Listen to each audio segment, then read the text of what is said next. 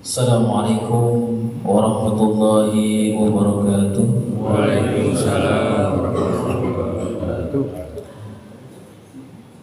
Innal hamdalillah nahmaduhu wa nasta'inuhu wa nastaghfiruh. Na'udzu billahi min shururi anfusina wa min sayyiati a'malina.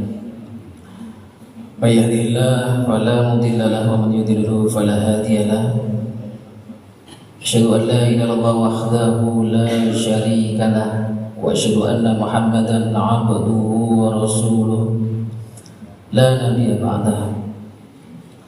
Allahumma shalli wa sallim wa barik wa an'im 'ala nabiyyina Muhammadin wa 'ala alihi wa ashabihi wa man tabi'ahum bi ihsan ila yaumil qiyamah.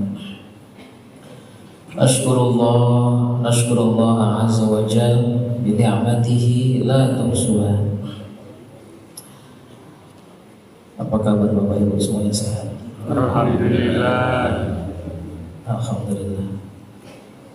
Sama-sama kita panjatkan rasa syukur kita kepada Allah Subhanahu wa taala. Tentunya atas banyaknya nikmat Allah yang mustahil mampu kita hitung. Salah satu nikmat yang Allah anugerahkan pada subuh ini, Allah mudahkan kita untuk bisa bangun lebih awal, untuk bisa melangkahkan kaki kita ke masjid, melaksanakan sholat subuh. Ini bukan perkara yang mudah, karena kalau ini perkara yang mudah, masjid ini pasti tidak akan cukup orang tua. Itulah kenapa sahabat Anas bin Malik itu pernah beliau itu ketinggalan sholat subuh sekali, terlambat sholat subuh. Jadi sholat subuh di waktu matahari sudah meninggi. Kira-kira kenapa sebabnya? Ada yang tahu? Bukan kayak kita, kalau kita kan ketiduran. Beliau terlambat sholat subuh fi ghazwah, karena dalam peperangan. Kita membaca sirah tentang Ghazwatul Tustar, yaitu perang di daerah Tustar dekat Persia sana. Jadi beliau Anas bin Malik ikut dalam perang itu. Benteng Tustar itu bisa terbuka ketika menjelang subuh. Jadi sudah mau subuh baru benteng terbuka. Peperangan berkecamuk, ya kan? Nggak mungkin Pak kita izin sholat subuh sama musuhnya. Kalau sudah perang-perang, walhamdulillah izzah Islam dimenangkan oleh kita ketika itu. Tetapi matahari sudah meninggi. Mungkin kalau sekarang sudah jam 10. Walakhir para muslimin ketika itu semuanya sholat subuh berjamaah ketika matahari sudah terik. Dan ketika beliau mengingat itu, beliau sedih. Beliau menitikkan air mata. Bahkan dalam kitab sirah dituliskan faqadtu min salatu subh wa mawritu anni anna li hadhihi dunya jami'an. Aku kehilangan sholat subuh. Artinya sholat subuh di waktu bukan subuh. Dan bahkan ketika dunia dan seisinya, kalaulah seandainya diganti dengan dunia dan seisinya, demi Allah tidak menginginkannya.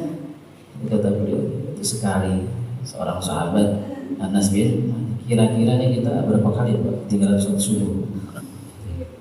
Kalau ada sedih, alhamdulillah. Kalau ada penyesalan, alhamdulillah. Jadi kita malam mungkin nonton bola begadang, bangun-bangun sudah jam 5 baru bangun atau setengah 6 baru bangun. Wah sedih. Ada nadamah itu alhamdulillah. Karena banyak orang yang sudah kehilangan nadamah. Gak ada nyesel lagi sekarang. Orang sholat subuh tuh biasanya malah sekarang tuh ada istilah subha. Apa itu? Subha. Subuh di waktu duha. Jadi subuhnya jam 7, bangun jam 7 ya sholat subuh jam 7, setengah 8 kan. Dan itu diulang-ulang, besoknya begitu lagi, besoknya begitu lagi. Makanya Syekh Mutawalli Sya'rawi itu pernah menyampaikan begini. Idza ta'akharta fi sholatika fa ta'akharta fi umurid dunya. Kamu tuh kalau suka mengakhir-akhirkan urusan sholatmu, maka urusan duniamu pun akan diakhirkan sama Allah. Artinya keberkahan kita dalam hidup diakhirkan sama Allah Subhanahu wa ta'ala. Jadi kita syukuri Pak, alhamdulillah kita bisa sholat subuh berjamaah. Kira-kira buat apa Pak kita bisa sholat subuh, habis sholat subuh kita masih mau mendengarkan majelis ilmu? Kira-kira apa yang kita cari Pak? Jadi inti dunia itu sebenarnya 3 Pak. Inti di dunia ini sebenarnya cuma 3. Yang pertama yaitu rasa aman. Kita merasa aman. Kita merasa aman nggak di sini? Insya Allah di sini nggak ada peperangan. Di sini bukan tempat daerah begal. Saya itu pernah ke Bengkulu, turun di Bengkulu, habis itu ke Lubuk Linggau, itu naik naik kendaraan, apa kata orangnya, kita nggak bisa ke sana kalau nggak siang. Jadi kalau sudah sore orang nggak akan berani lewat situ. Karena daerah-daerah begal katanya, sudah nggak aman. Rasa aman itu penting. Yang kedua, mu'afan fi jasadi, Allah kasih kita sehat. Pak, kalau Allah sudah kasih kita sehat, itu sudah segala-galanya seakan-akan sudah kita miliki. Allah kasih sehat wal afiyah. Sehat dengan afiyah. Sehat digunakan untuk ibadah. Kemudian yang ketiga apa? Kita tahu hari ini mau makan apa. Kita tahu paling tidak ada menu apa di rumah kita. Ada beras. Itu baginda Rasulullah SAW menyampaikan 3 itu. Man asbaha minkum aminan fi syirbihi mu'afan fi jasadihi 'indahu qutun fi yaumihi. Siapa orang yang merasa aman lingkungannya, siapa orang yang badannya dikasih kesehatan, siapa orang yang tahu hari itu mau makan apa atau ada makanan di rumahnya, faka'annama khizat lahu ad-dunya, seakan-akan dunia dan seisinya dikumpulkan pada dirinya. Jadi kadang-kadang orang itu kenapa kehilangan rasa nikmat. Sekarang ini kan zaman dimana orang kehilangan rasa nikmat, padahal dia punya, yang dia miliki itu ada. Karena dia melihat sesuatu yang tidak ada di dalam dirinya, atau melihat orang lain dengan apa yang mereka miliki. Itu yang membuat kita kehilangan apa? Rasa nikmat. Maka qanaah itu penting. Saya berharap Allah, tema saya pada subuh ini yang ringan-ringan, karena kalau berat takutnya ngantuk. Umur dan kebaikan amal soleh kita. Ini saya mau tanya sama Bapak Ibu di sini. Kita ini kalau disuruh memilih nominal angka, kita ini mau hidup di dunia ini sampai umur berapa kira-kira? Aduh, 70 cukup Pak? Kayaknya kurang Pak ya? 80 lah, 80. Kok takut saya udah 80 itu, tambah lah 90. Berapa kira-kira? Kalau suruh milih angka pasti bingung. 100 tuh. Itu kalau Bapak punya grup WA yang di dalamnya teman-teman SMP, SMA misalnya, berapa jumlahnya? 80 orang. Itu waktu kita umur 30 masih banyak itu. 40 ada yang meninggal, innalillahi 1-2 orang. Umur 50 tambah lagi Pak, innalillahi si fulan meninggal, si fulan meninggal. 60 Pak, mulai banyak itu Pak, innalillahi. Tinggal separuh Pak. 70, tambah banyak lagi Pak. Saya takut kalau 100 tahun itu cuma 2 orang. Sudah habis. Alhamdulillah 2 orang masih bisa ngobrol. Ini siapa? Kamu atau saya duluan? Kalau sampai apa? 100 tahun. Makanya Rasulullah itu sudah ngasih gambaran, prediksi. Amaru ummati baina sittin ila sab'in. Wa aqallu yajuzu dzalika. Umur umatku itu antara 60-70. Dan aqallu yajuzu dzalika itu enggak banyak yang mampu melewati itu. Artinya masih ada. Makanya di Sragen itu kalau Bapak ketik di Google itu ada yang Mbah Goto, masuk salah seorang yang waktu itu umurnya paling panjang, 146 tahun. Namanya seorang Mbah Goto. Mau Pak dikasih umur segitu Pak? Itu sudah gak ada temennya Pak, udah habis temennya, habis temennya. Itu beliau itu sama anaknya sendiri kadang-kadang lupa. Isopo ini, isopo. Oh ya kisi, kadang tapi dia nggak lupa jadwal merokoknya, nggak lupa. Ini saya nggak mendukung yang merokok ya. Ya karena memang pernah mendengar artikel ilmiah yang dibacakan oleh seorang binaragawan Indonesia namanya Adi Ray. Itu pernah dia membahas tentang jurnal ilmiah internasional. Orang itu berumur pendek, kita bicara masalah ilmiah ya, bukan karena merokok, bukan karena syurbul khamar. Di situ disampaikan di artikel itu bukan karena merokok, bukan karena minum minuman keras. Merusaknya, dua-duanya merusaknya, tapi tidak memperpendek umur. Ini artikel ilmiah ya, saya ulangi lagi. Yang memperpendek umur adalah orang yang menjauhkan dirinya dari komunitas orang-orang sekelilingnya, orang yang jarang bersosialisasi, orang yang jarang ngumpul sama temannya, orang yang jarang ke masjid, ketemu sama orang-orang yang soleh. Yang mungkin saya tambahin itu. Artinya orang yang jarang bersosialisasi di situ disampaikan. Kenapa? Karena orang kalau dia jarang komunikasi, ada masalah dipendam sendiri, stres dipikir sendiri, itu imunitasnya turun, gampang sakit, gampang stres. Kalau udah stres gampang sakit. Itu jurnal ilmiah yang kedokteran pun mengakuinya. Waktu saya baca atau mendengar dari Adi Ray itu saya bilang begini, nggak usah lah jurnal ilmiah. Bukankah Rasulullah Sallallahu Alaihi Wasallam pernah menyampaikan man ahabba an yubsatallahu fi atharihi wa yumsa'alahu fi rizqihi falyasil apa? Rohim. Kalau pengen panjang umur, kalau pengen diberkahi rezekinya, artinya rezekinya luas, banyakin silaturahmi. Jadi benar dong. Nggak perlu artikel ilmiah. Rasulullah sudah nyampaikan itu. Saya dari dulu Rasulullah menyampaikan kalau pengen panjang umur, kumpul sama teman. Makanya tadi saya masuk sini, masya Allah, senang saya. Ada yang ngajak ngobrol, ada yang ketemu temennya ngobrol. Makanya orang soleh itu ada seorang alim. Dia pernah menyampaikan begini, Syekh Al-Munkadir, dia ahli fikih. Ma baqiya dunya ila salas. Bagiku dunia ini yang tersisa cuma 3. Artinya hobiku di dunia ini cuma 3. Itu hobinya orang soleh Pak. Kalau kita kan hobinya apa macam-macam ya, ada padel, ada badminton, ada running. Beliau enggak. Bagiku di dunia ini cuma 3 hobiku. Yang pertama sholatul jamaah. Sholat jamaah itu hobi Pak. Bapak tahu istilah hobi ya? Hobi itu kalau kita ketinggalan nggak melakukan aktivitas itu rasanya nggak nyaman. Nah, saya suka badminton Pak. Hari Ahad itu pagi saya badminton. Kok tiba-tiba ada acara lain nggak ikut badminton tuh kayak ada yang kurang. Itu namanya hobi. Orang soleh, sholatul jamaah. Yang kedua apa? Yang kedua hobi beliau itu qiyamul lail, salat malam.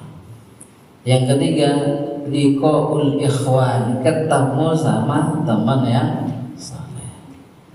Makanya kita ini kalau pengen panjang umur atau Allah Subhanahu wa taala, kumpul sama teman-teman yang baik, yang saleh. Minimal Pak. Kalau kita ada masalah, kalau kita lagi stres, kita sharing sama teman. Itu stresnya bisa kita bagi Pak. Jadi temannya kita yang tadi nggak stres jadi stres juga Pak. Atau kalau enggak kita bisa dapat solusi, dapat nasihat. Atau kalau enggak kita ketemu sama teman, diajak bercanda, itu senang. Kalau udah senang tuh stresnya hilang loh. Imunitas kita jadi baik. Apalagi kemudian kita duduk di majelis itu. Ya, semoga Allah mengerahkan kita kebaikan panjang umur karena begini. Kenapa saya sampaikan tentang tadi umur? Kalau kita suruh pilih angka itu bingung ya. Karena memang kita tidak ada yang tahu kapan Allah cukupkan umur kita. Bersyukurlah kepada Allah Subhanahu wa taala kalau sampai dikasih umur sudah sampai 60 tahun, alhamdulillah. Karena itu umurnya siapa? Baginda Rasulullah sallallahu alaihi wasallam. Dulu para sahabat itu masuk Islam tuh ada yang umur 30, 40. Kita ini alhamdulillah kebanyakan dari kita dari kecil sudah masuk Islam, sudah mengenal Islam. Beberapa Allah Subhanahu wa taala di surah Ma'arij ayat 4 kalau kita baca itu. Bahwasanya Allah Subhanahu wa taala menyampaikan ketika malaikat wal malaikah waruh, jadi ada malaikat dan malaikat Jibril itu menuju Allah Subhanahu wa taala. Dalam perjalanannya itu disebutkan miqdarnya itu khamsina alfasanah. Khamsina alfasanah itu berapa? 50.000 tahun perjalanan satu hari. Perjalanan apa? Satu hari. Itu kalau kita hitung, Pak. Kalau kita hitung dengan matematika, satu hari 1 menit itu 1440 kalau nggak salah. Itu jatuhnya nanti ketemunya, Pak. Kita ini hidup di dunia itu cuma 3 menit saja. Bayangin, 3 menit saja. Karena 1 menit itu dihitung 33 tahun. Surah Ma'arij ayat 4. Coba dihitung nanti perjalanan. Jadi kita ini kalau umur kita 33 tahun itu baru 1 menit. Insya Allah di sini wajah-wajahnya sudah di atas 33 ini. Tambahlah 33 lagi, berarti berapa? 66. Berarti 2 menit. Ya, sudah cukup ya, 66 lah, alhamdulillah. Mau nambah lagi 1 menit lagi, berarti berapa? 99. 3 menit. Atau di surah Sajadah, fi yaumin kana miqdaruhu alfa sanatin mimma ta'uddu. Alfasana mimma ta'udun. Kalau kita hitung lagi, kita hidup di muka bumi ini berapa? 1,5 jam saja. Cepat apa lama sih? Nggak terasa ya. Ada yang merasa cepat, ada yang merasa lama. Tapi rata-rata dari kita insya Allah bahwa saya rupanya kehidupan itu cepat sih. Dulu kita masih anak-anak, punya impian, sekarang sudah. Makanya Ali bin Abi Thalib itu ketika menyampaikan kalimat yang luar biasa, saya merefleksikan di 2 ayat tadi. Beliau pernah menyampaikan begini, An-nasu niyamun fa idza matu intabahu. Manusia itu seakan-akan kita ini, Pak, dalam keadaan niam. Niam itu apa? Tertidur. Kita ini hidup di dunia itu kayak mimpi. Kita hidup di atas muka bumi ini kayak mimpi. Cepat gitu. An-nasu niyamun fa idza matu intabahu. Kalau nanti Allah sudah cukupkan ajal kita, baru kita intabahu. Intabahu itu baru ngeh, baru sadar, udah selesai. Rupanya secepat itu ya kehidupan ini. Fa idza matu intabahu. Maka kita kayak nggak sadar. Sekarang sudah mau Idul Adha lagi. Kemarin kita masuk Ramadan. Tiba-tiba sudah Ramadan lagi. Cepat sekali. Anak yang dari kecil kita antar sekolah waktu TK, tiba-tiba udah kuliah. Anak sudah kuliah, sudah nganter anaknya yang dulu anaknya kita antar TK, Pak. Sekarang anak kita nganter anaknya yang sekolahnya apa? TK. Ya, sangat cepat. Makanya kenapa diksi Rasulullah SAW ketika beliau menyampaikan mali ad-dunya, apa urusanku dengan dunia? Artinya dunia itu gak jadi prioritas. Mali ad-dunya. Fa'anna karokibin istadalla tahta syajarah. Belum menyampaikan, aku itu kayak orang yang lagi karokib, itu orang yang lagi safar, kemudian berteduh sebentar. Dunia itu, beliau mendeskripsikan dunia itu seperti kita di bawah pohon, lagi berteduh sebentar. Istadalla tahta syajarah, summa raha wa tarakaha. Kemudian habis itu pergi, sudah selesai. Itu Rasulullah menyampaikan diksi tentang bagaimana di bawah pohon itulah dunia, sebentar saja, sama sebentar. Nah, makanya kalau kita kemudian melihat umur kita yang sebetulnya antara panjang dan pendek, itu yang kita cari bukan masalah berapa banyaknya umur kita, tetapi kita kembali kepada apa yang dipertanyakan sahabat kepada Rasulullah sallallahu alaihi wasallam. Ya Rasulullah, ayyun nas khairun, ya Rasulullah, siapakah orang yang terbaik? Maka Rasulullah menyampaikan bahwasanya orang yang terbaik salah satunya adalah man tala umruhu wa hasuna amal. Yang dikasih umur panjang, alhamdulillah umurnya panjang, tapi wa hasuna amal, disertai dengan kebaikan amal soleh. Ini yang kita cari di sini. Jadi bukan cuma panjangnya umur, bisa jadi umurnya pendek, tapi Allah anugerahkan kebaikan dengan hasuna amal. Imam Nawawi itu 40 tahun, tapi 40 tahun itu siapa yang tidak membaca kitab-kitab beliau sampai sekarang. Beliau menulis kitab-kitab yang bahkan disampaikan ketika itu seandainya dihitung dari umurnya itu sehari itu bisa berlembar-lembar beliau menulis kitab-kitabnya. Wa ayyuna syarrun ya Rasulullah, dan siapa orang yang buruk itu ya Rasulullah? Maka Rasulullah menyampaikan yang dia diberikan umur mentola umruhu wa sa'a amaluh. Ini yang Masya Allah, alhamdulillah tadi dikasih umur panjang tapi isinya maksiat. Dikasih umur panjang tapi dia lupa bahwasanya umur itu adalah di mana Allah berikan ujian yang di dalamnya pasti ada kebaikan dan keburukan dan semuanya ujian. Orang kan menganggap begini Pak, ujian itu yang gak enak gitu ya, sakit itu ujian. Betul. Motor hilang ujian ya. Ada orang yang kita sayangi meninggal ujian, ya betul ujian. Tapi jangan lupa banyak ujian yang justru di mata manusia itu adalah kenikmatan atau yang dianggapnya baik. Ayo kita kembali ke surah Al-A'raf 168 itu disampaikan wa balawnahu bil hasanati was sayyiati la'allahum yarji'un. Wa balawnahu, kamu itu diuji dengan yang hasanah. Nah, hasanah ini apa Pak? Jabatan itu hasanah. Kita dikasih jabatan itu kebaikan. Tapi kadang-kadang justru yang dikasih yang enak-enak itu malah banyak yang nggak lulus Pak. Kita ini diuji lagi bangkrut, wah biasanya malah dekat sama Allah SWT dengan doa-doa. Ada yang orang yang khusyuk itu, kenapa? Lagi ditagih pinjol. Karena apa? Dia lagi kemerungsung, lagi sumpah, dekat dia sama Allah. Tapi ketika diuji dengan kenikmatan, jabatannya, hartanya, itu malah nggak lulus. Saya itu 1 bulan sekali ngisi kajian di KPK Ustaz Firmansyah juga isi di sana. Ada KPK Merah Putih, ada C1, kurang lebih sama lah. Kemarin ketemu mantan Menteri Agama juga di sana. Saya lihat ini orang-orang kurang apa ya? Ya, kalau dipikir-pikir ya, orang-orang di dalam sana ya, kalau dilihat gajinya nggak ada yang kecil, pasti besar semua. Dan itu orang-orang pintar semua.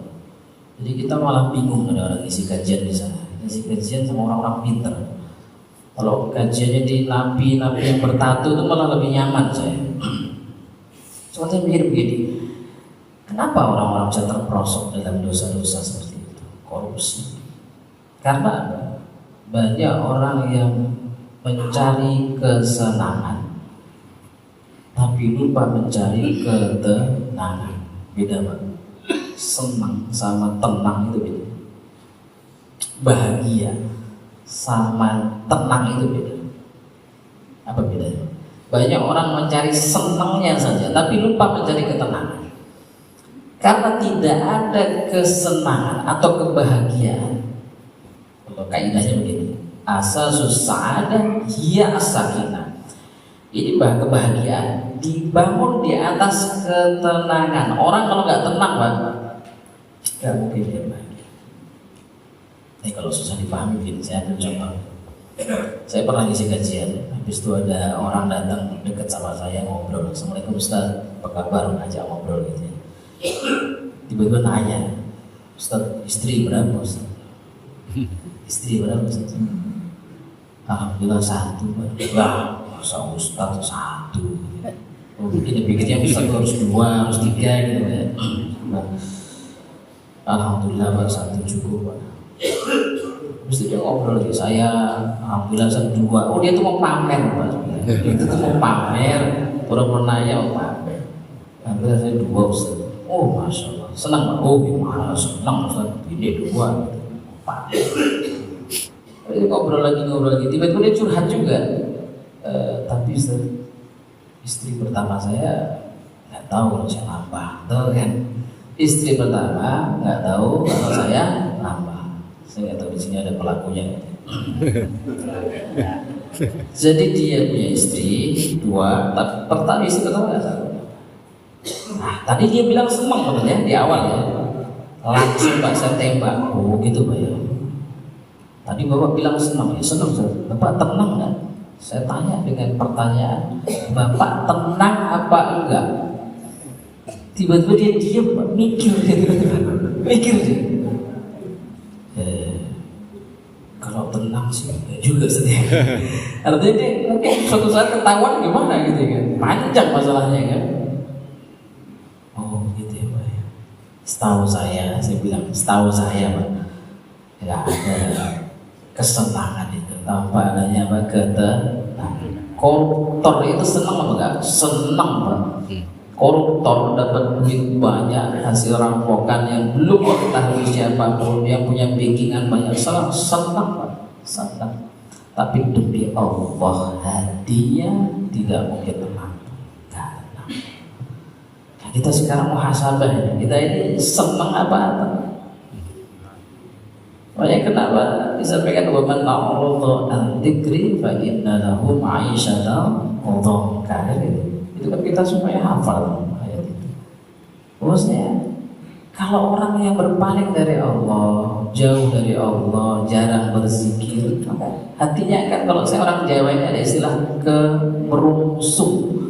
Apa itu kemerungsung? Kemerungsung itu hatinya tenang, nggak nyaman. Nah, jangan-jangan apa yang buat orang nggak tenang? Kalau dalam hadis riwayat Ahmad ini, al-birru ma sakanat ilaihi an-nafs. Jadi rupanya kebaikan yang kita tunjukkan untuk meraih ridha Allah, disitulah letak ketenangan hati. Makanya saya yakin ya, bahwasanya bapak-bapak ini saling mengenal satu sama lain. Jamaah si fulan, yang mereka itu min ahli sholatil jamaah. Mereka ini adalah orang-orang yang ahli sholat jamaah. Saya kalau subuh pasti ketemu si fulan. Karena apa? Sudah mendapatkan ketenangan ketika dalam ibadahnya sholat subuh. Habis sholat subuh apa baca Quran, habis baca Quran mungkin dia sedekah. Yang kita cari ketenangan. Wal ismu, nah ini yang bikin hati kita kemerungsung Pak. Wal ismu ma lam taskun ilaihi an-nafs. Dan kemaksiatan dan kelalaian kita terhadap Allah Subhanahu wa taala itu yang membuat hati kita tidak tenang. Kalau sudah nggak tenang teman, ada orang-orang yang kemudian sadar, ya Allah kenapa ya?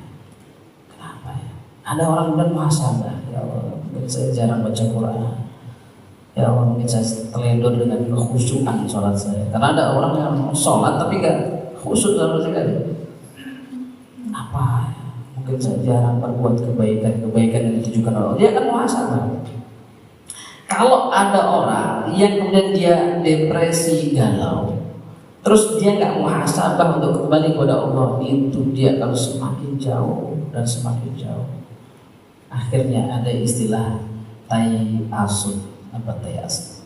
Wala tayasul mir rauhillah. Dia putus asa. Dia nggak punya sadar. Wah itu bahaya itu. Kalau orang sudah hidupnya dikasih Allah hidup, tapi dia merasa sudah mati duluan. Ada orang yang dia dikasih hidup tapi sudah mati duluan. Mati aku gitu masih stres. Makanya sekarang tuh ada istilah mawar hitam.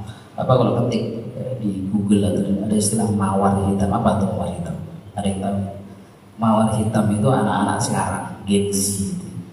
Dia menyebut pejuang-pejuang hidup yang kemudian mereka berguguran. Oh, rasanya gitu Pak. Padahal orang hitam itu adalah orang-orang yang bunuh diri karena putus asa. Itu sebelum orang hitam. Sebenarnya maaf, saya kurang ajar dia ngasih nama. Jadi sekarang tuh banyak nama-nama yang dipoles jadi bagus. Padahal untuk menutupi sesuatu yang busuk, pelacur. Sekarang namanya bukan itu lagi, Pak. Apa ada yang tahu? Oh, masih bagus itu, Pak. Kupu-kupu. Oh, kan. Bagus kan? Wah, padahal busuk gitu. Dikasih namanya gitu. Homoseksual sekarang bukan homo lagi, Pak. Ada yang tahu, Pak? Kaum pelangi. Oh, kan? Kaum pelangi, Pak. Padahal sesuatu yang busuk dipoles dengan mawar hitam. Saya bilang aja penghuni neraka gitu ya. Calon penghuni neraka. Di Malang ada daerah namanya Cangar. Cangar itu kalau dari Mojokerto ke Malang itu ada namanya daerah Cangar. Itu ada jembatan bagus. Itu jembatan sekarang kayak di Jepang, Pak. Jadi tempat favorit untuk bunuh diri. Kemarin 2 bulan terakhir itu, belum 1 bulan, 2 orang loncat dari sana, Pak. Sampai sekarang tuh ada pengawas di situ, ada pengawas untuk kalau ada orang tiba-tiba ngeliatin sungai itu langsung dideketin kalau sendirian, ngapain kamu gitu. Dia anggapnya mau loncat. Sekarang kalau Bapak kesana, itu ada tulisan-tulisan motivasi. Ada tulisan kalau Anda galau, depresi, silahkan hubungi nomor ini. Sampai itu di Kediri, daerah saya yang malu juga sih. Ada orang bunuh diri. Bunuh dirinya di mana? Di masjid. Dia gantung diri di masjid. Saya bingung nih. Dia mikir kalau gantung diri di masjid masuk surga gitu ya. Bisa jadi. Musola atau masjid, tapi di tempat ibadah, di gudangnya. Mungkin di sini di kamar ada gudang. Dia gantung diri di situ. Oh, itu disebut mawar hitam. Satu korban pejuang hidup kita telah berguguran lagi. Ya, Ali bin Abi Thalib itu pernah menyampaikan begini. As-sabru minal iman bimang zidati ar-ra's minal jasad. Kesabaran atas keimanan itu seperti kepala dengan jasadnya. Jadi orang itu kalau imannya baik, insya Allah dia akan punya kesabaran yang baik. Kalau kita sudah kehilangan kesabaran, putus asa, depresi, ada masalah dengan apa? Keimanannya. Misalnya kemarin ada perang, Selat Hormuz ditutup, minyak naik, ini segala macam, dagangan kita jadi kurang, rezeki kita jadi mungkin berkurang, segala macam. Akhirnya kita takut. Oh, gimana nanti kalau anak-anak sekolah ya? Ada ketakutan ya? Itu wajar, manusiawi. Tapi kalau udah diturunkan, akhirnya putus asa, nanti gimana? Nah, kalau kayak gini nyopet aja misalkan ya itu sudah kehilangan apa? Keimanannya bermasalah. Keimanannya bermasalah. Makanya orang-orang yang sampai mengakhiri hidupnya itu, mereka lupa bahwasanya setelah kematian itu lebih dahsyat sekali apa? Penderitaan. Bukankah Rasulullah SAW pernah menyampaikan di hadis yang panjang, man qatala nafsahu bi hadidin, siapa yang membunuh dirinya dengan hadid itu besi, menancapkan tubuhnya dengan besi, yatawajjahu, maka dia nanti di akhirat dia akan mengulang-ulang itu mukhalladan, di waktu yang sangat lama. Siapa orang yang yasrabu as-summa, dia minum racun, ada orang yang apa? Minum racun, baygon, segala macam itu. Maka nanti di akhirat kelak, di neraka kelak, dia akan minum api neraka itu mukhalladan, di waktu yang lama.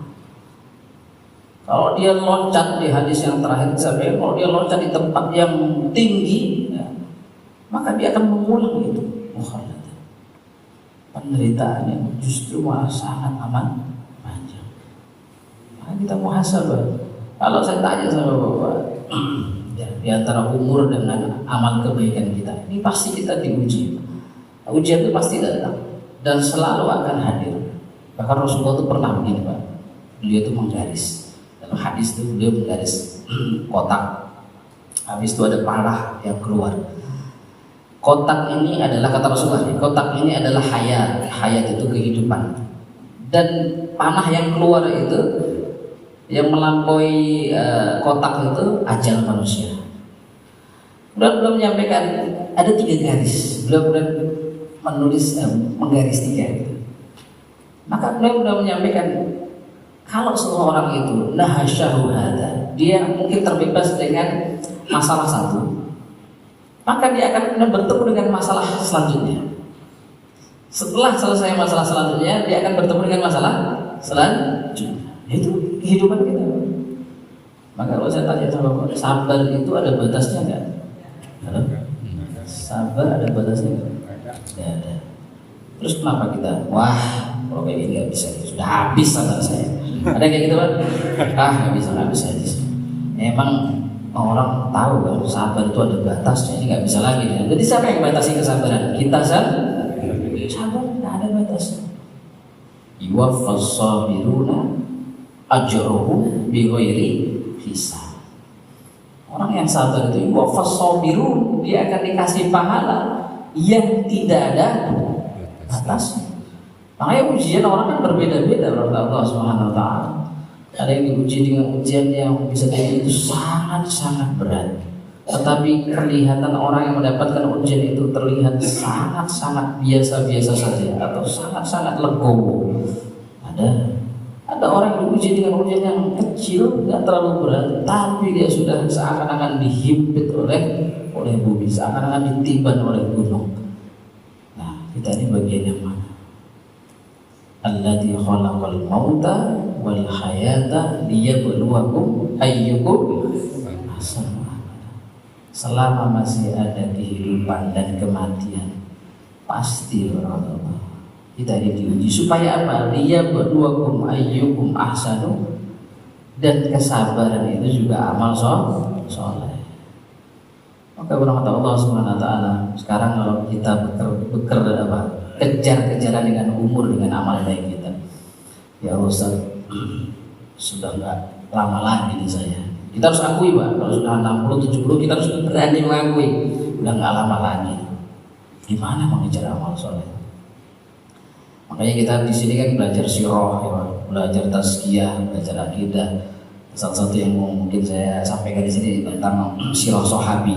Siapa yang tidak mengenal Amr ibnu Jamuh? Amr ibnu Jamuh ini Pak, masuk Islamnya saja itu sudah umur 60 tahun lewat. Beliau termasuk kubaroknya suku Bani Salamah. Beliau pembesarnya suku Bani Salamah.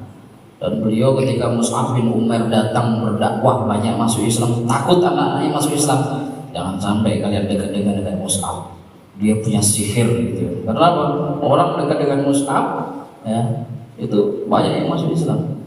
Padahal anak istrinya itu sudah masuk Islam dulu, tapi nggak berani sama bapaknya sampai ketahuan, pura-pura aja. Beliau itu paling senang sama Tuhannya namanya Manat. Jadi Manat itu salah satu nama Tuhannya yang paling dibersihin, dikasih uangnya, dikasih sesajen. Kerjanya itu terus. Ya mungkin sudah pernah dengar kisah ini ya, yang kemudian di akhirnya sama anak-anaknya ini Tuhannya itu dibuang ke tempat comberan. Ini strategi supaya bapaknya tahu ngapain, kurang kerjaan juga deh. Jadi kalau jahiliyah dulu kayak gitu. Dulu anak-anaknya juga sama. Sampai dia nyari Tuhannya kemana? Tuhannya di comberan. Siapa yang buang Tuhan saya? Dibersihin lagi, dicuci lagi, diulang lagi besok. Lah, kok di sini lagi kamu gitu kan? Akhirnya saya kasih pedang aja ke dia, kasih pisau aja nanti biar sama Tuhan saya bisa dibantai tuh orang. Itu yang kali mikirnya gitu Pak. Terus jahiliyah lah gitu. Akhirnya ketiga malah tambah Pak, diikat sama bangkai anjing. Wah itu udah geregetannya. Marahnya sama Tuhannya. Kenapa kamu nggak lawan gitu? Di situ dia kelihatan kayak orang gila tuh. Ya berarti benar. Jadi benar Tuhannya Mus'ab. Tuhannya Mus'ab ini taubat. Setelah taubat dia adalah Allah SWT. Beliau 60 tahun masuk Islam. Di situ merasa bahwa saya udah tertinggal jauh dari orang-orang yang sudah masuk Islam duluan. Apa yang bisa saya lakukan? Beliau aja Pak, dulu sebelum masuk Islam. Beliau itu dikenal orang yang sangat dermawan. Bahwasanya ada satu kisahnya itu beliau itu senang sedekah untuk ngasih Tuhannya para orang-orang. Kan setiap orang punya Tuhan di rumahnya. Itu ngasih sesajen, ini sesajen buat Tuhan kamu, sesajen Tuhan kamu. Ya kalau kita tahu bahwasanya orang bersemangat dalam agamanya, itu agama jahiliyah itu, ya semua satu kota itu dikasih sesajen. Kurang dermawan lagi. Makanya saya sampaikan begini Pak, orang itu menjadi baik itu bisa, semuanya bisa. Identitas muslim itu apa yang bedakan kita? Sholat. Wajah kita ini adalah sholat kita. Kalau untuk jadi baik, orang non muslim itu banyak yang baik Pak. Orang non muslim banyak yang bisa jadi lebih dermawan dari kita. Tapi yang bedakan kita dan mereka apa? Sholat. Makanya kita tahu bagaimana wajah kita, ya bagaimana kita mengetahui kimahnya sholat itu. Masuk Islam, belajar sama Rasulullah, ngaji sama Rasulullah, langsung dalam hati dia itu pengen sekali mendapatkan kebaikan apalagi ya. Jadi sedekahnya makin hebat lagi. Makanya para Allah SWT, saya nggak tahu di sini lihat ada apa itu namanya, pasir-pasir, ada pembangunan ya. Saya bilang begini, kita ini hidup gak akan lama, tapi yang kita yakini sama-sama ada jariah yang akan mengalir deras ketika nanti kita sudah dikubur di dalam tanah. Itu jariah amal soleh kita. Kita sedekah ke masjid di semen, kita sedekah ke masjid itu nanti banyak ngalir terus. Makanya sampai Rasulullah pernah dalam hadis itu, saya mengamati hadis itu luar biasa. La yajma'u as-sukha wal iman fi qalbi mu'min abadan. Tidak mungkin terkumpul dari diri seorang yang beriman itu dua, apa itu? Pelit dan iman. Kalau imannya baik nggak mungkin. Kalau dia pelit berarti imannya bermasalah. Ya. Sedekah. Saya pernah kemudian kiriman video dari teman saya. Jumat itu kan ada tromol lewat, tiba-tiba ada nyolek dari belakang, Bapak 100.000 masih 100. Oh dipikir yang belakangnya nitip Pak, 100.000 dimasukin lah, ya Pak, masukin. Jalan, terus dicolek, Pak, maaf, itu duit Bapak tadi yang jatuh. Hah? Pak, jalannya tromol tuh dilihat, ya Allah 100.000. Padahal tadi dia masukin situ 2.000 Pak. Karena nyari yang paling murah nggak ketemu, yang 1.000 nggak ketemu. Ya, padahal sudah Allah takdirkan itu untuk masuk di situ, untuk jadi jariah dia harusnya kan. Kita yang pengen mudah dalam hidup, pengen berkah dalam hidup, dan Allah tuh sudah ngasih clue-nya, apa clue? Sudah ngasih clue apa ya? Sudah ngasih kuncinya. Oh di surah Al-Lail ayat 5 ya. Fa amma man a'ta wattaqa wa saddaqa bil husna fasanuyassiruhu. Coba semuanya hafal. Aman atau wattaqo, siapa yang kemudian dia berbagi, dia memberi, dia berinfak, dia bersedekah. Wattaqo dengan keimanan, dengan keyakinan pastinya. Wasaddaqa bil husna, dia tahu sedekahnya itu pasti akan kembali berkali-kali lipat. Maka Allah akan kasih dia kemudahan. Ulama tafsir menyampaikan banyak hal, bukan kemudahan dari rezeki kita lebih luas lagi, kemudahan dari kebaikan iman kita, kemudahan dari kebaikan kita beramal saleh. Wa amma man bakhila wastaghna wa kadzdzaba bil husna fasanuyassiruhu lil usra. Fasanuyassiruhu, Allah akan memudahkan jalannya dalam kesulitan. Subhanallah, dimudahkan kita untuk bertemu dengan kesulitan. Bakhil Allah SWT kita ini ada Syekh Muhammad Autor Al-Yamani. Kalau Bapak baca biografi beliau itu orang kaya tapi belum dapat hidayah waktu itu. Setelah dapat hidayah dari Allah SWT, artinya beliau muslim tapi belum tahu bagaimana kimahnya sedekah yang luar biasa. Setelah beliau tahu itu Pak, tahu apa yang beliau lakukan, buat apa harta sebanyak ini kalau tidak untuk kebaikan agama ini. Akhirnya beliau ke Afrika, 29 tahun dakwah di sana, 11 juta orang masuk Islam, 5.700 masjid dibangun, 4 kampus sama apa itu. Jadi kalau saya di Madinah itu teman-teman di sana, kalau udah mulai masuk Ramadan ini, mahasiswa Madinah itu berkah, dikasih apa? Reward dari orang-orang muhsinin, orang-orang sedekah itu dapat, orang-orang dapat, mahasiswa dapat sekian. Apa yang dikejar? Supaya kita tahu bahwasanya itulah nanti yang akan jadi jariah kita oleh Allah Subhanahu wa taala. Maka kita kejar-kejar dengan umur. Seorang Amr bin Jamuh ketika dia masuk Islam, dia dengar ada perang Badar, dia langsung pengen ikut tuh, Pak. Padahal beliau itu kakinya pincang. Akhirnya beliau datang dan ke baginda Rasulullah. Sama Rasulullah nggak diizinkan. Kenapa Rasulullah nggak diizinkan? Karena anak-anaknya sudah lapor. Ya Rasulullah, nanti ayah kami akan datang kepadamu. Dia akan ingin ikut perang ini. Mohon diizinkan. Bukankah dia tidak ada kewajiban? Tidak ada kewajiban karena uzur. Beliau sudah suyuh, beliau kakinya cacat. Akan disampaikan tidak ada kewajiban bagi kamu untuk ikut perang ini. Rasulullah menolak untuk kebaikan. Apa yang beliau rasakan? Sedih, Pak. Sedih. Karena ingin mendapatkan kebaikan dari apa? Jihad fi sabilillah. Maka setelah beliau mendengarkan setelah itu kemenangan Islam di perang Badar, beliau langsung, nanti kalau ada perang lagi saya harus ikut. Setelah itu perang Uhud. Wah, beliau nggak sabar lagi. Beliau datangi lagi Rasulullah.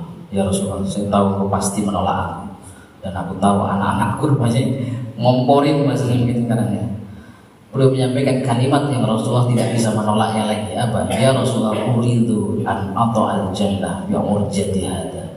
Ya Rasulullah, izinkan aku menginjak kakiku yang pincang ini di surga Allah Subhanahu wa taala. Itu cita-cita beliau. Akhirnya Rasulullah menyampaikan, semoga Allah berikan kamu syahadah, meninggal dalam keadaan syahid. Kalau sudah Rasulullah menyampaikan itu, berarti apa? Dia mendapatkan syahid. Makanya ketika itu beliau senangnya luar biasa. Jadi pergi perang itu kayak kita pergi ke puncak ini ya, kayak rekreasi itu orang-orang beriman. Akhirnya Allah beliau menyiapkan pelana kendaraan perangnya itu dengan sangat. Bahkan disampaikan dalam kisahnya beliau itu, sejarahnya beliau, Gunung Uhud kelihatan. Inni asumu raihatal jannah. Aku mencium bau surga di belakang Gunung Uhud gitu. Dan akhirnya beliau perang di situ dan syahid di situ. Ya, 60 tahun lebih beliau masuk Islam dan kemudian mengejar amal soleh dengan umurnya. Maka berkata Allah, tidak ada kata terlambat. Kita ini masih dikasih Allah SWT hidup, ya. Berarti untuk apa kita dikasih kesempatan kita kebaikan hidup? Tidak lain adalah untuk belajar ridha Allah Subhanahu wa taala. Maka semoga kebaikan kita kita kerjakan, yang kita niatkan. Ulama menyampaikan an-niyah tijarah. Niat itu perdagangan. Jadi kita jangan mau rugi dengan niat. Bapak tadi duduk di majelis ilmu juga niat iktikaf, ya kan? Nah, supaya dapat double. Niat itu tijarah. Niat itu apa? Perdagangan. Jadi kita niat double-double boleh orang Allah SWT. Suara S. Suara S. Sudah selesai. Sudah selesai. Atau pertanyaan? Tanda. Baik. Terakhir Allah SWT ketika disampaikan bahwasanya amal ummati baina sitti ila sab'in, bahwasanya umur kita tidak lebih atau mungkin standarnya ya 60 sampai 70 tahun.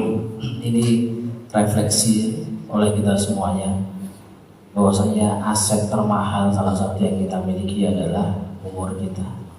La tazulu qadama 'abdin, tidaklah nanti bergeser kaki seorang hamba itu akan ditanya dari umur yang Allah berikan itu untuk apa. Nunakishu fil khalqi. Jadi kalau waman nu'amirhu apa? Wa man nu'amirhu nunakishu fil khalqi. Orang dikasih tambah umur biasanya akan kembali ke permulaan, akan lemah lagi kita. Ya, dulu kita bayi nggak bisa apa-apa, lemah. Nah, kalau nu'ammirhu kita dikasih umur yang banyak, nunakis akan kholqi, penciptaan kita akan berkurang. Ya, pendengaran kita yang dulunya jelas, mata kita udah 40 ini nggak kelihatan banget tiba-tiba, bukan kelihatan pakai kacamata ya. Dulu kita biasa pakai parfum, tiba-tiba fresh care semuanya, minyak kayu putih gitu kan. Ya, itu muhasabah. Kita semakin lemah itu. Yang kita biasanya naik sepeda, running buat sekarang kalau dari rumah ke masjid aja udah ngap-ngapan gitu. Nangkis, masih bisa.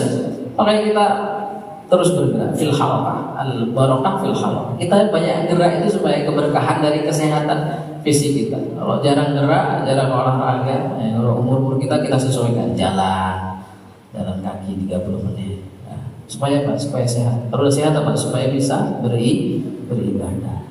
Alhamdulillah Ustaz, walaupun mata kurang jelas, ya, tapi alhamdulillah bisa mendapatkan kebaikan baca Quran terus. Masa iya sudah umur 50-60 nggak selesai 1 juz sehari, kan rugi gitu kayaknya. Ya, sibuk dengan Al-Quran. Karena kalau Utsman bin Affan tuh pernah menyampaikan begini kalimat yang luar biasa.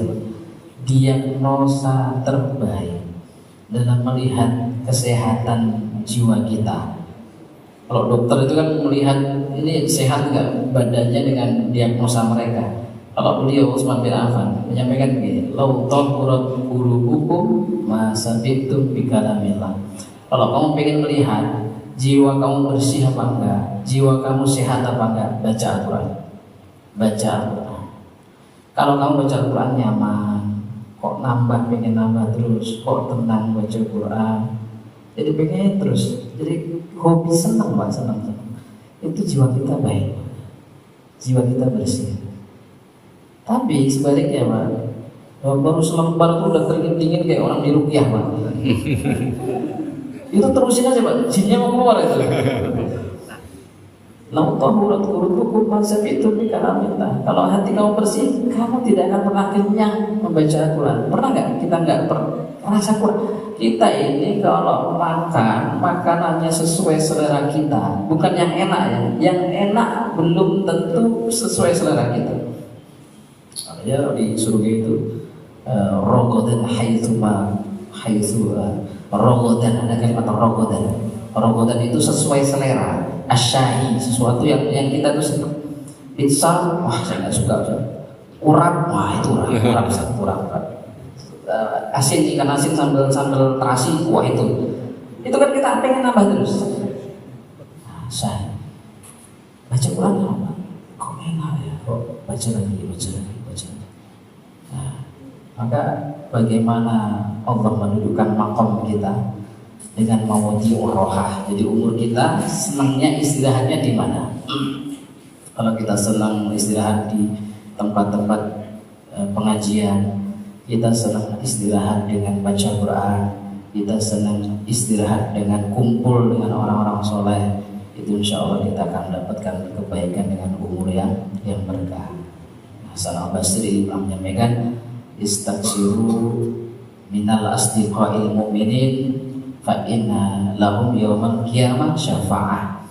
Banyakin teman-teman yang imannya baik, yang akhlaknya baik, karena nanti mereka yang akan bisa memberikan kita syafaat. Kata Rasulullah, al-awliya alladzina idza ru'u dzukirallah. Siapa teman-teman yang baik, sahabat yang baik, yang kalau kita lihat dia, kita mengingat kebaikan akhirat. Ya Allah, saya kalau lihat si fulan ini ahli sedekah. Saya lihat si fulan dia kalau baca Quran enak. Kalau saya lihat si fulan dia senangnya jamaah. Senang kita ya. Kita melihat teman, pasti mau pinjam duit. Ini pasti ngajak gibah. Ada yang gitu. Al-awliya alladzina idza ru'u dzukirallah. Orang-orang soleh, orang-orang yang dekat sama Allah, yang kita lihat saja kita ingat sama Allah Subhanahu wa taala. Oh, itu luar biasa. Nah, kita menemukan teman-teman itu di mana? Ya di masjid. Jadi maka bersyukurlah kita punya lingkungan yang baik dekat dengan masjid. Yang semoga Allah memberikan kebaikan kita di sini insya Allah dan diberikan kebaikan Allah insya Allah. Kemudian ada pertanyaan?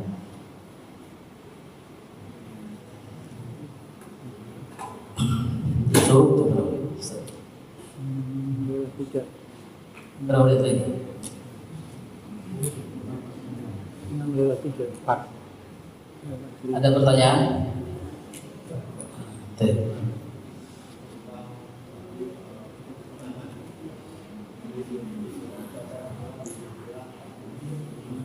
Ya.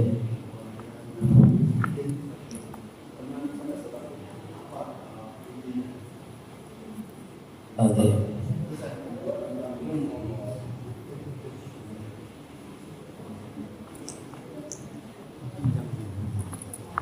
Kemudian untuk umur gitu kan, bahwa silaturahmi itu memperpanjang umur gitu. Silaturahmi bersedekah itu memperpanjang umur di sana sebagai apa yang maksudnya? Terima kasih. Ala bidzikrillah tatma'innul qulub. Itminan itu letaknya di mana, Pak? Qalbun. Hati itu apa? Hati itu kabit. Kabit itu hati. Makanya disampaikan qalbun itu yataqallab. Yataqallab itu kadang-kadang kita khusyuk, kadang-kadang kita kehilangan khusyuk, kadang-kadang Abdullah bin Abbas pernah begini. Beliau masuk masjid. Habis itu sholat. Habis itu beliau diam. Terus nangis. Dalam riwayat disampaikan nangis, dalam riwayat lain disampaikan beliau itu kelihatan sedih sekali. Ditanya sama sahabat, "Ma baluka? Kamu kenapa?" "Oh ya, sahabat Abdullah bin Mas'ud." "Tahu kenapa?" "Tadi saya lupa masuk masjid tadi kaki kanan apa kaki kiri dulu." Beliau itu lupa masuk masjid tadi, coba bapak tadi kaki kanan apa kaki kiri dulu. Terus kenapa dengan itu kamu sedih? Karena bagi sahabat gak sebenarnya berarti tadi saya masuk masjid saya tidak mengingat Allah Subhanahu Wa Taala dan Rasulnya. Kita tahu kita disunahkan masuk masjid dengan kaki. Allah maftahli. Kita tahu ya. Sekelas sahabat saja pernah ketika mengingat itu, kita mengingat kebaikan-kebaikan itu yang menenangkan. Makanya itminan itu ketika kita mengingat Allah dengan zikir-zikir. Makanya ada istilah ulul albab. Ulul albab di Quran itu ada 16 kali yang disebutkan kalimat ulul albab.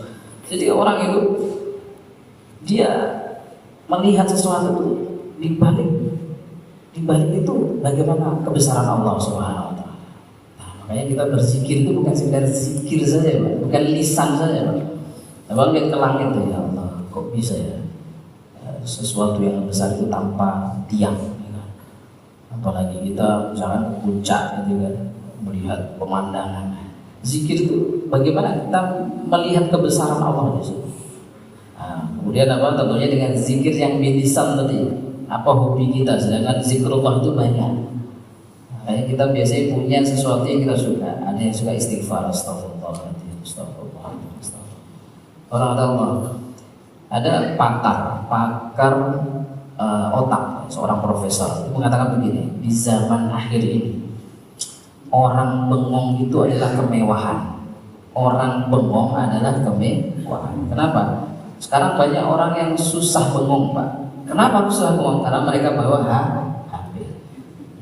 Coba Bapak lihat ada orang bengong nggak di terminal, Pak? Bapak lihat di rumah sakit, Bapak lihat di mall, ada orang bengong nggak? Nggak ada. Mereka bengong kapan? Kalau HP-nya ketinggalan, kalau kuotanya habis, kalau baterainya mati, itu bengong tuh, bingung. Baik. Jadi gini kayak gak ada harga dirinya, Pak. Padahal bengong itu baik. Pak, itu pakar otak mengatakan bengong itu kemewahan, artinya itu baik. Bagi dia baik ya. Bagi kita lebih baik lagi bengong dengan zikir. Jadi kita nggak ada astagfirullah. Jari ini itu pakai astagfirullah. Ya sudah nggak bawa HP nggak apa-apa. Sekarang nggak mana HP? Kalau ibu-ibu mana? Wah. Itu udah stres tuh, stres. Jadi yang lainnya bawa HP, zikir. Kita ini kadang-kadang kenapa gampang gundah ya, karena jarang zikir tadi. HP nonton. Sekarang kalau ibu-ibu ada drakor, bapak-bapak ada dracin, drama Cina, episodenya berkali-kali. Itu zikir juga, ketenangan hati. Kalau sudah tenang Pak, apa-apa yang kita hadapi itu rasanya ringan. Kita tuh tahu tujuan visi misi hidup jelas. Hari ini kita mau ngapain saja, dari bangun tidur sampai tidur lagi. Itu nanti akan mengantarkan kita ke situ. Tatma'innul ala bidzikrillah tatma'innul qulub. Yang kedua tadi, jadi begini coba kita kalau ini secara ilmiah juga, kalau ketemu teman reuni ya, kita ketemu guru kita ketemu teman-teman kita dulu misalnya SMP, paling tidak kita akan berusaha mengingat nama, betul ya. Makanya orang yang sering kumpul biasanya itu apa? Dia akan bergerak pikirannya, si fulan namanya si fulan namanya si fulan. Kamu siapa ya? Gitu. Kita kadang kalau ketemu lama teman tuh kadang lupa mau nanya nama nggak enak gitu kan, dulu teman dekat gitu. Itu saja sudah membuat keberkahan dari otak kita kalau kita sering kumpul sama teman. Belum lagi kita ngobrol. Yang dimaksud di sini, kenapa Rasulullah menyebutkan? Kalau dulu mungkin kita pahami itu hadis secara literal ya. Kalau pengen panjang umur, ya banyakin silaturahim. Nah setelah pakar-pakar tadi itu membahas itu, rupanya betul. Orang yang jarang silaturahim itu, ya, dia itu biasanya kalau punya masalah dipendam sendiri. Saya masih ingat Pak, ada kasus di beberapa tempat ya, dan dulu pernah heboh. Ada satu rumah, ada beberapa keluarga yang meninggal itu nggak ada yang tahu. Jadi tahunya pas ada orang mau masuk situ ngantar paket, tiba-tiba ada bau busuk. Setelah dicek, rupanya di dalam situ ada satu rumah di daerah Jakarta Malang sudah meninggal semua. Apa kata tetangga-tetangga di situ? Itu keluarga yang jarang berinteraksi dengan tetangga. Makanya situ saya pernah isi kajian di MDK itu di Ciracas. Ada saya nguping, bukan nguping karena kedengaran. Sering-sering telepon saya, ini pensiunan Pak. Sering telepon saya, kenapa? Ya, anak-anak sudah jauh, saya di rumah sendiri, istrinya udah meninggal lama juga. Ya kali kalau saya nggak ngangkat berapa hari, berarti saya nggak ada di rumah, nanti takutnya saya mati kan? Kamu datang ke rumah saya, sampai gitu Pak. Ada kekhawatiran sampai gitu. Tapi kalau Bapak selesai ke masjid, ya nanti kan tahu tuh mana si fulan bukan masjid. Dulu Rasulullah itu beliau suka absen Pak sahabat. Rasulullah itu suka monitoring amal soleh, absen itu Rasulullah paling senang. Rasulullah pernah kan balik badan, man asbaha minkum yawma, siapa yang pagi ini kalian sedekah, man asbaha minkum al-yawma sha'iman, siapa hari ini puasa, siapa yang jawab Pak? Abu Bakar, nah Rasulullah, siapa yang di antara kalian yang pagi ini sedekah, ngasih makan at'amal miskin, siapa di antara kalian yang ittaba'a janazah, ngantar jenazah. Itu tuh Rasulullah suka gitu. Nah, ketika kita sering silaturahim, itu orang tuh jadi ada hiburannya. Hiburannya apa silaturahim? Makanya kan Bapak kalau ke masjid pasti ketemu sama teman dekat ya, salaman, bercanda. Itu Pak, senangnya kita. Fabidzalika fabifadlillah.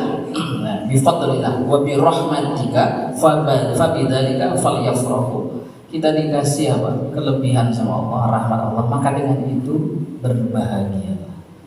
Kita diminta apa?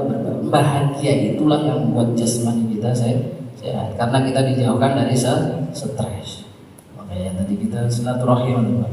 Nah, apalagi orang dulu Pak. Orang dulu itu Pak, Bapak kalau tahu, dulu nggak ada mobil Pak. Dulu itu dokar. Kuda dokar. Itu orang silaturahim naik dokar kemana ya. Sekarang coba Pak. Dulu kita kalau punya kue lebaran, rengginang, kalau ada yang kayak ketang hitam tuh Pak, diputer-puter itu Pak. Macam-macam. Madu mongso. Itu dulu jajanan kita habis dan kita senang Pak. Karena apa? Dulu orang-orang senang silaturahim. Sekarang Pak, kita punya jajanan di rumah yang makan kita sendiri Pak. Lebaran itu yang tamunya siapa? Ada yang kurang Pak. Dulu tuh kita senang Pak. Di kampung-kampung masih Pak. Di kampung-kampung masih, walaupun sudah berkurang juga, berkurang. Senang sekali. Kita ini didatangin teman itu, doif itu keberkahannya luar biasa. Nanti kalau mungkin ada waktu lain atau ada pembahasan lain tentang tamu itu, masya Allah, tentang bagaimana jar itu, tetangga yang baik, tentang tamu yang baik. Kita akan mendapatkan kebaikan yang semoga agama kita ini mendidik kita ini bukan menjadi pribadi yang sekedar baik untuk kita sendiri, tapi untuk orang-orang sekitar kita. Makanya sebaik-baik manusia itu anfa'uhum linnas, nyenangin orang lain, silaturahim itu keberkahannya. Salah satunya adalah diberikan kesehatan, bukan sekedar fisik Pak. Sehat itu bukan, ada loh orang yang fisiknya sehat tapi pikirannya salah. Nah itu Pak, masih muda yang saya ceritakan di Cangar itu anak-anaknya sehat Pak, masih muda loncat. Berarti yang sakit Pak pikirannya. Kalau dia silaturahim, kalau dia sharing itu anak-anak itu, kalau dia cerita, kalau dia punya guru ngaji, ya insya Allah nggak akan terjadi nauzubillah. Demikian. Sudah. Saya di masjid lain biasanya ada suaranya dit. Jadi saya tanya. Astagfirullahaladzim fi ra'ayatillah. Mari kita tutup dengan baca kafaratul majlis.